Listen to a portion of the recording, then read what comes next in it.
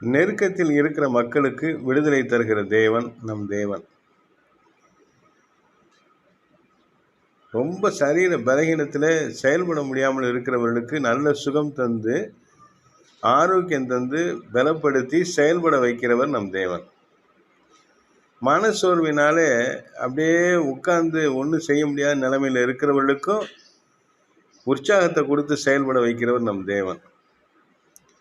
அடுத்த ஸ்டெப்பை எடுத்து வைக்க முடியல, பரிதாபமான நிலைமையில் இருக்கிறோம், பரிதாபப்படக்கூட யாரும் இல்லை அப்படின்னு ஒரு திக்கற்ற நிலைமையில் இருக்கிறவங்களுக்கும் அவங்களுடைய அந்த கஷ்டத்தெல்லாம் மாற்றுகிற தெய்வம் நம் தெய்வம். இயேசு கிறிஸ்து நல்ல தெய்வம், நன்மைகளை தருகிறவர். உங்களுக்காக மனுஷர்களை கொடுப்பார், கலங்க வேண்டாம். இந்த வேலையில் உங்கள் கண்ணீரை தொடப்பார். என்னுடைய வாழ்க்கையில் எவ்வளோ அனுபவங்களை நான் கடந்து வந்திருக்கிறேன்.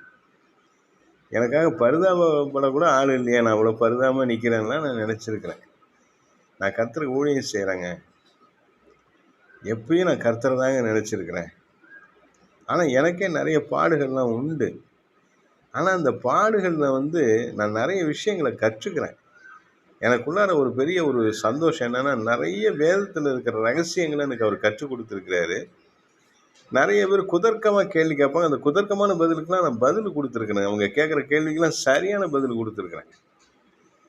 அந்த வேத ஞானம், சில மறைபொருள்கள், ரகசியங்களெல்லாம் எனக்கு அவர் கற்றுக் கொடுத்துருக்காரு. ஆனால் பாடுகள் அதிகம், சொல்ல முடியாத பாடுகள். அப்படியே திக்கற்று போய் நிற்கிறேன், நிறைய இடங்களில் நின்றுருக்கிறேன். ஆனால் கர்த்தரே வந்திருக்கிறாரு. ஆமாம், மனுஷன்லாம் இல்லையப்பா, என்னை பரிதாபப்படக்கூட ஆள் இல்லையான்னு நினைக்கிற நேரத்திலலாம் கர்த்தரே என்னோட வந்திருக்கிறார்.